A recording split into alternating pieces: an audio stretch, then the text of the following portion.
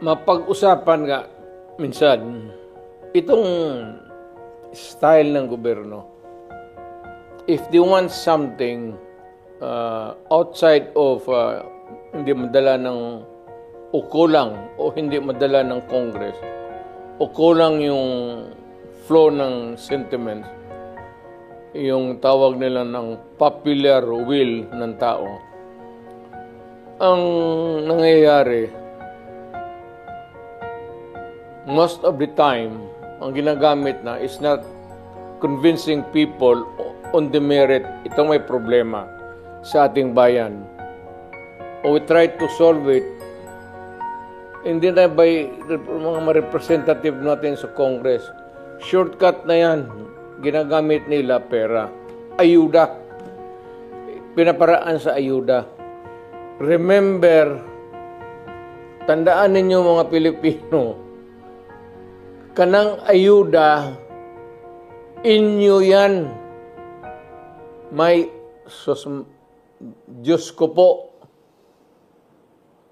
walang tao dito sa Pilipinas o milyonaryo man o bilyonaryo na magbigay ng pera baski 1 peso sa inyo. Walang taong magagawa ng lalo na yung mga mayaman. Yang binibigay ng mga politiko, milyonaryo man o mahirap, hindi nila pera yan. Pera ninyo.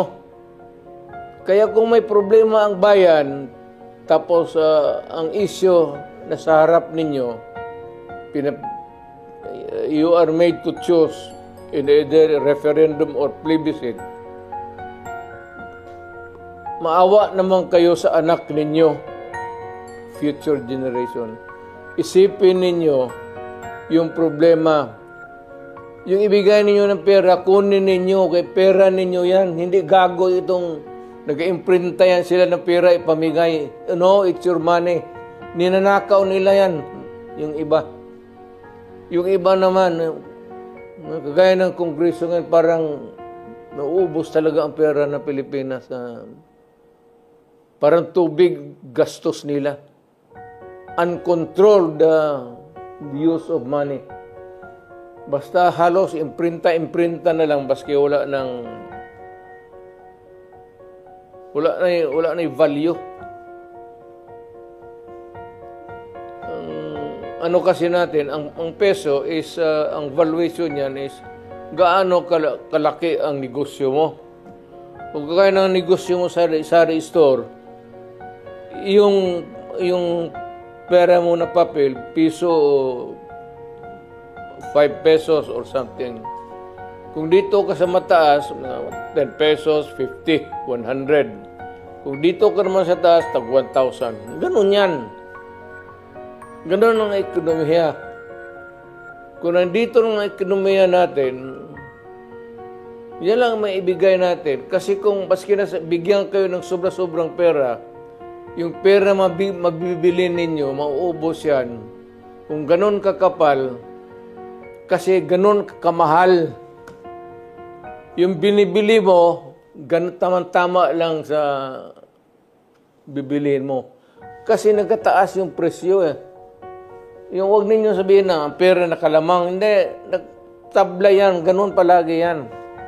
Hindi pwede yung Carne Norte, bababa lang, tapos sa taas yung pera mo na mabibili. Ang Carne Norte, habol yan pati sardinas. Ganun ang laro dyan.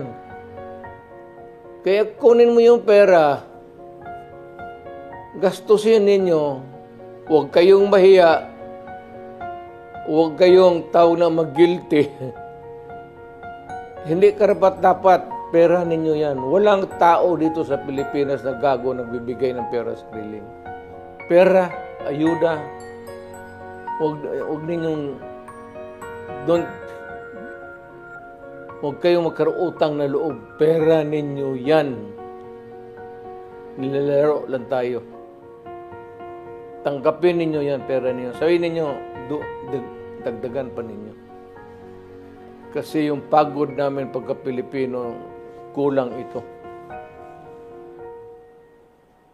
Ika'y nagtatrabaho, laborer ka, nagkukontribute ka sa economy ng Davao, mga building, someday yung ginamasa mo ng simento, maging building yan. You improve the economy kasi yung mga building yan may mga kwarto-kwarto. So marami magpasok ng kailangan ng mga kwarto-kwarto, negosyo. Magtayo sila ng mga building ito, kailangan nila ng mga... Ganun ang ano niyan. Ibig sabihin, walang libre dito sa buhay na ito.